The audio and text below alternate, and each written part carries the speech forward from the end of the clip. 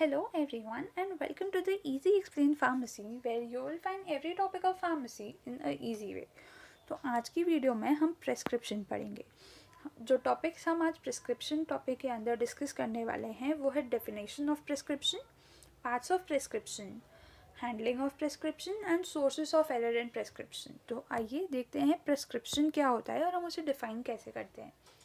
तो प्रेस्क्रिप्शन एक ऐसा ऑर्डर है जो कि फार्मासिस्ट को डॉक्टर लिख के देता है, जिसकी हेल्प से फार्मासिस्ट उस डोजेज को या उस मेडिकामेंट को कंपाउंड करता है और डिस्पेंस करता है पेशेंट को. अब प्रेस्क्रिप्शन एक ऐसा स्टेटमेंट है पेशेंट के लिए जो कि फिजिशियन और फार्मासिस्ट दोनों की इनपुट से पेशेंट को दिया जा रहा है. अब प्रेस्क्रिप्शन एक ऐसा ऑर्डर होता है जिसके अंदर जो भी पर्टिकुलर मेडिकेशन है, उसकी क्वांटिटी है, उसे किस ऑर्डर में लेना है, ये सारी चीज़ें उस प्रिस्क्रिप्शन के अंदर लिखी होती हैं. प्रिस्क्रिप्शन के अंदर कुछ ऐसे डायरेक्शंस लिखे होते हैं जिसके अंदर हमें ये पता चलता है कि उस प्रेस्क्रिप्शन को हमें किस मोड से देना है, उसे किस तरीके से पेशेंट को एडमिनिस्टर करना है बॉडी के अंदर, वो बताया जाता है प्रेस्क्रिप्शन के अंदर.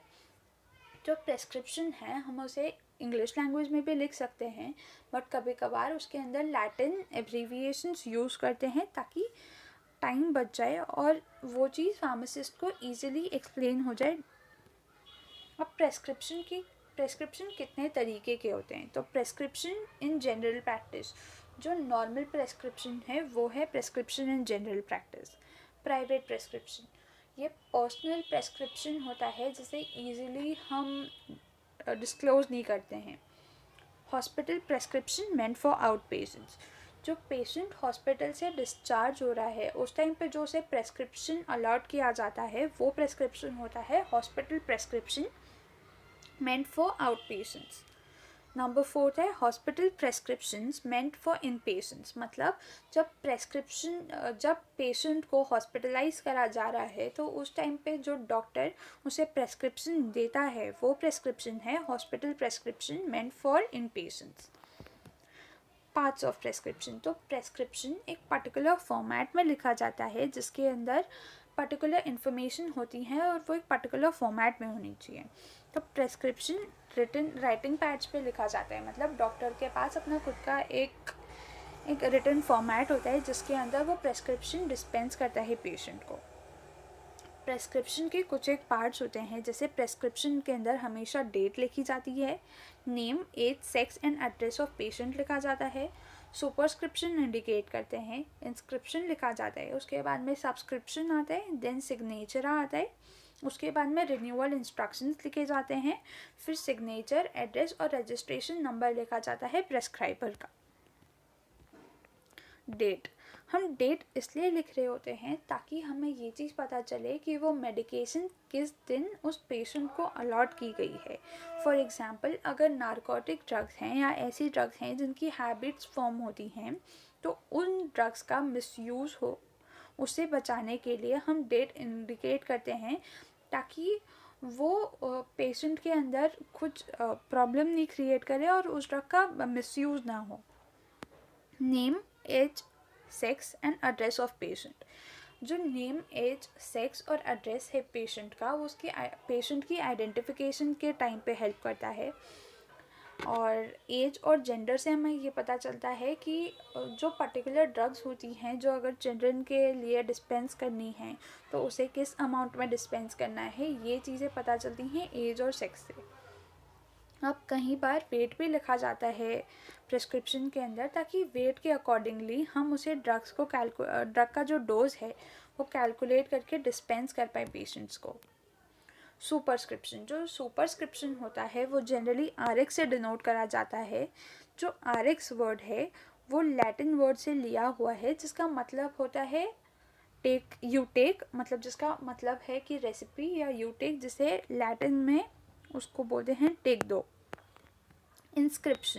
इंस्क्रिप्शन जो होता है वो प्रेस्क्रिप्शन का मेन पार्ट होता है जिसके अंदर हम जो एक्टिव इंग्रेडिएंट होता है उसका नाम लिखते हैं, या जो मेडिकेशन अलॉट करा है प्रिस्क्राइबर ने पेशेंट को उसका नाम लिखते हैं, उसे किस क्वांटिटी में लिखना है वो लिखते हैं.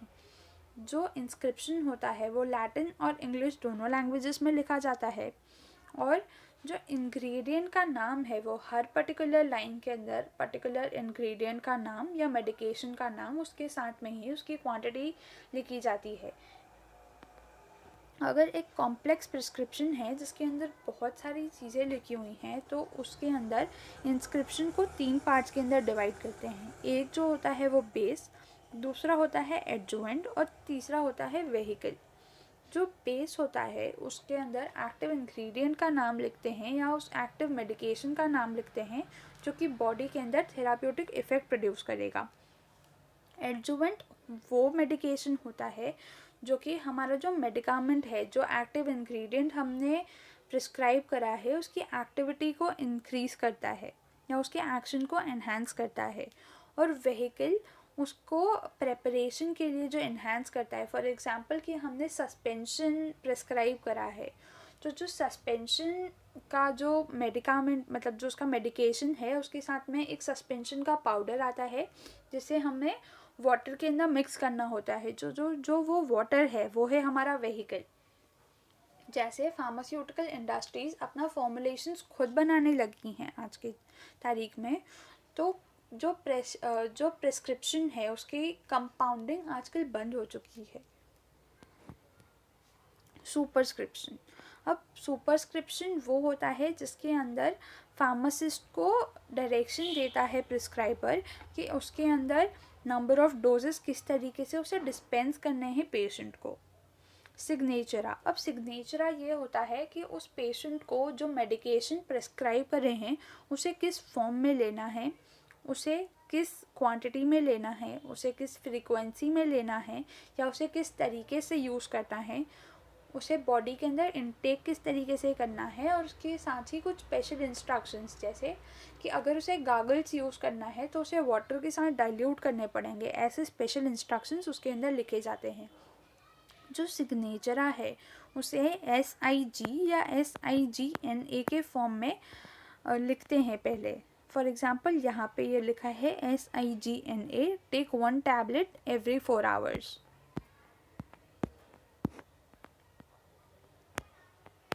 Renewal instructions.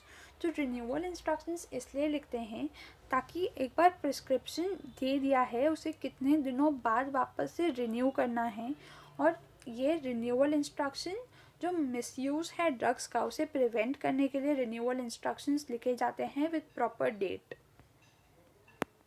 Signature, address and registration number of prescriber, ताकि कोई फेक सिनेरियो ना क्रिएट हो और एक प्रॉपर क्रेडिबल प्रिस्क्राइबर हमें पता चले, इसीलिए प्रिस्क्राइबर की सिग्नेचर, एड्रेस और रजिस्ट्रेशन नंबर लिखा जाता है। एक एग्जाम्पल है एक प्रिस्क्रिप्शन का जिसके अंदर प्रिस्क्रिप्शन पैड के ऊपर यह प्रिस्क्रिप्शन लिखा गया है। सबसे पहले लिखी है डेट जिस तारीख को उसने डिस्पेंस करा है। RX रेफर्स टू उस पेशेंट का जो उस प्रिस्क्रिप्शन है उसके ऊपर सुपरस्क्रिप्शन की साइन दे के रखी है। देन इंस्क्रिप्शन लिख के रखा है जिसके अंदर जो ड्रग डिस्पेंस करी है वो लिखा है। देन उसके बाद में सुपरस्क्रिप्शन जो फार्मासिस्ट को कितनी टैबलेट उसे डिस्पेंस करनी है वो है नंबर 10। देन सिग्नेचरा लिखा है कि take 1 tablet every 4 hours. Then prescriber की इन्फॉर्मेशन दी है कि वो प्रिस्क्राइबर का नाम ये है, उसका रजिस्ट्रेशन नंबर ये है और उसका एड्रेस दे के रखा है। और नीचे पेशेंट की इन्फॉर्मेशन दे रखी है कि पेशेंट का नाम, उसका एड्रेस, उसका सेक्स और ये इन पेशेंट की डिटेल्स हैं। उसकी एज भी दे रखी है कि वो 20 ईयर ओल्ड है। प्रिस्क्रिप्शन की हैंडलिंग डिस्कस करते हैं।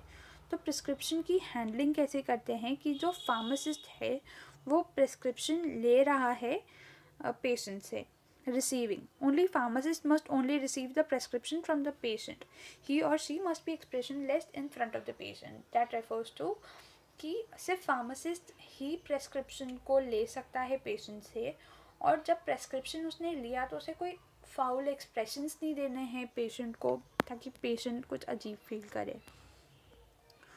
जो रीडिंग होती है सबसे पहले जो प्रिस्क्राइबर ने जो प्रिस्क्रिप्शन दिया है तो फार्मासिस्ट ये चेक करेगा कि वो पर्टिकुलर फॉर्मेट में लिखा है या नहीं।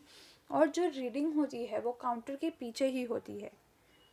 अगर कुछ प्रिस्क्राइबर से मिस्टेक हुई है या अगर कुछ प्रिस्क्रिप्शन रीड करने में अगर कुछ फार्मासिस्ट को प्रॉब्लम हो रही है तो वो डायरेक्टली प्रिस्क्राइबर को कांटेक्ट कर सकता है। अगर कुछ एक प्रिस्क्रिप्शन ऐसे होते हैं जो सीनियर फार्मासिस्ट या हॉस्पिटल फार्मासिस्ट या जो प्रिस्क्राइबर है वो खुद टेलीफोन पे देता है, तो उस टाइम पे प्रिस्क्रिप्शन को हैंडलिंग करने के टाइम पे या उसे रिसीविंग करने के टाइम पे फार्मासिस्ट का ये रोल आता है कि फार्मासिस्ट उस प्रिस्क्रिप्शन को प्रॉपर्ली नोट करे, देन उसे काउंटर चेक करे, वापस से वो बोल के बताए प्रिस्क्राइबर को कि आपने ये हमें दिया है। और ये इसलिए इम्पोर्टेंट होता है ताकि कहीं ड्रग्स ऐसी होती है जिनका प्रोनाउंसिएशन सेम होता है और जिनका सेम स्पेलिंग होती है। फॉर एग्जांपल एसिडिन और एपिडिन, इन दोनों का प्रोनाउंसिएशन सेम है। प्रेडनिसोन एंड प्रेडनिसोलोन, इन दोनों की भी स्पेलिंग और जो प्रोनाउंसिएशन है वो ऑलमोस्ट सेम है। For example digoxin and digitoxin, ज़रा सा डिफरेंस है। अगर प्रिस्क्रिप्शन रीड करने में या अगर टेलीफोन के ऊपर अगर फार्मासिस्ट ने अगर कुछ गलत सुन लिया तो गलत मेडिकेशन डिस्पेंस हो जाएगी पेशेंट को।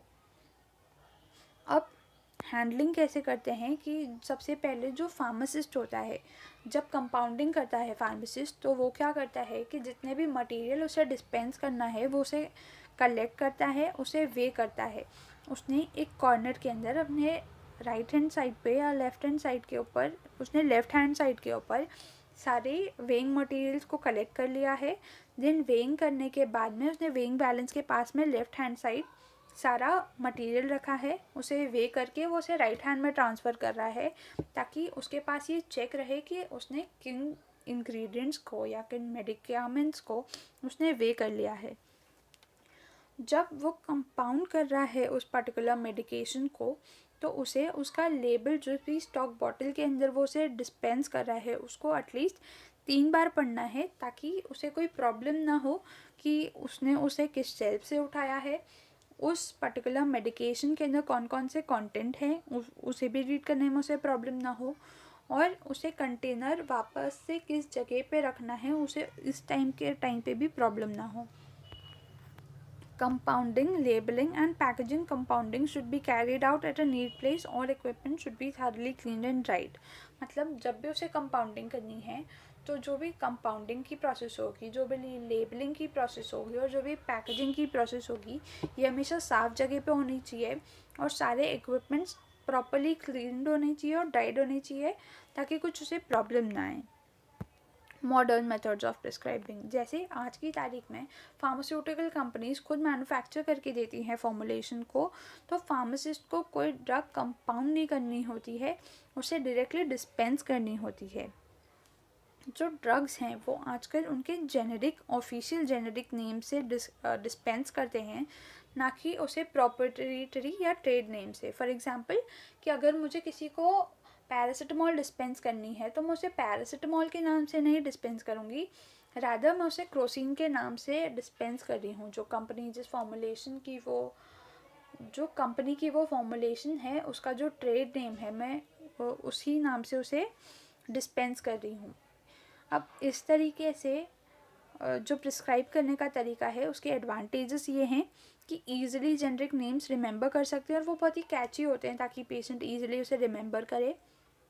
पेशेंट के लिए ईजी होता है कि वो उसे डायरेक्टली कम्युनिकेट कर पाए। फॉर एग्जांपल क्रोसिन जो कि पैरासिटामॉल कॉन्स्टिट्यूएंट है, उसका डिसएडवांटेजेस ये होता है कि हम उसे ऑफिशियल नेम से जब सेल कर रहे होते हैं तो वो उसका रेट थोड़ा सा कम हो जाता है। Sources of error in prescription, तो प्रेस्क्रिप्शन के अंदर कहाँ कहाँ से गलतियाँ हो सकती है। सबसे पहले तो ये कि जो फार्मासिस्ट है उसने एब्रीविएशन को कुछ और समझ लिया है। फॉर एग्जांपल कि प्रेस्क्रिप्शन के अंदर लिखा है ACHRO, जिसे फार्मासिस्ट ने ये समझ लिया है कि वो है एक्रोमाइसिन, वेयर एज जो प्रेस्क्राइबर है उसने एक्रोस्टेटिन यूज़ करा है। कहीं कहीं पे शॉर्ट हैंड या स्मॉल फॉर्म के अंदर भी ड्रग्स को लिखा जाता है। फॉर एग्जांपल SSKI, जिसका फुल फॉर्म है कि saturated solution of potassium iodide, whereas SS refers to saturated solution and KI refers to potassium iodide. Name of drug, अब ड्रग्स के नेम के अंदर भी प्रॉब्लम होती है। जैसे हमने पहले पढ़ा था कि जो कुछ एक ड्रग्स या कुछ एक मेडिकामेंट्स ऐसे होते हैं जिनका प्रोनाउंसिएशन भी सेम होता है और जिनकी स्पेलिंग भी ऑलमोस्ट सेम होती है. For example digoxin, digitoxin, prednisone and prednisolone, Indocin and Lincocin, pabalbet and rebalet. इनकी स्पेलिंग और इनका प्रोनाउंसिएशन ऑलमोस्ट सेम है.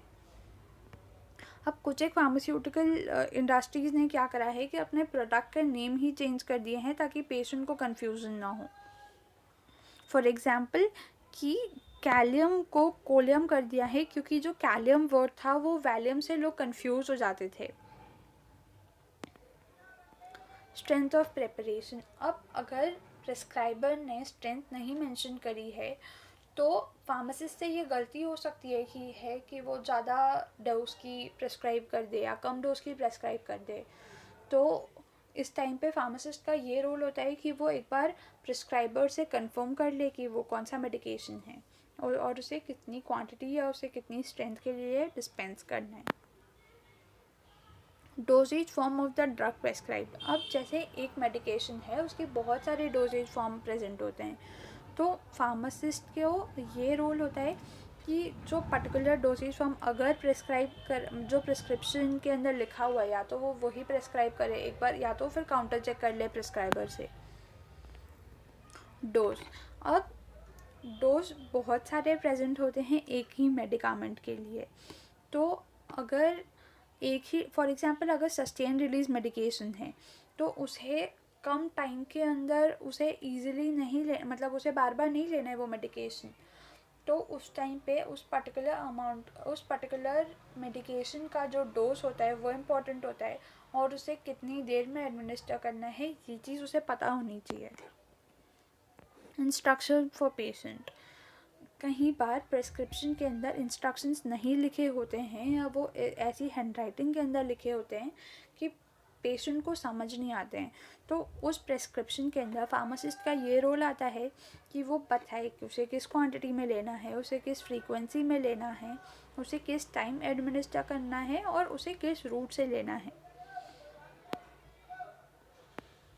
इनकम्पैटिबिलिटीज़. अब प्रिस्क्रिप्शन के अंदर एक ये प्रॉब्लम आती है कि प्रिस्क्राइबर डिस्पेंस कर देता है मतलब प्रिस्क्राइबर प्रिस्क्राइब कर देता है बट कहीं बार कुछ एक इनकम्पैटिबिलिटीज़ प्रेजेंट होती हैं. फॉर एग्जांपल कि कुछ दो ड्रग्स को हम साथ में नहीं ले सकते हैं या तो किसी ड्रग को खाने के पहले लेना है और खाने के बाद में लेना है बट ये चीज़ प्रिस्क्राइबर ने मेंशन नहीं करी है. तो इस वजह से कुछ एक प्रॉब्लम आ जाती है जो कि फार्मासिस्ट का रोल होता है कि वो ईज़िली बताए पेशेंट को कि उसे किस फॉर्म में लेना है और अगर कोई इनकम्पैटिबिलिटी है तो वो प्रेस्क्राइबर से काउंटर चेक करके जो भी चेंजेस हैं वो करे. Thank you for watching our video. Please like, comment, share and subscribe.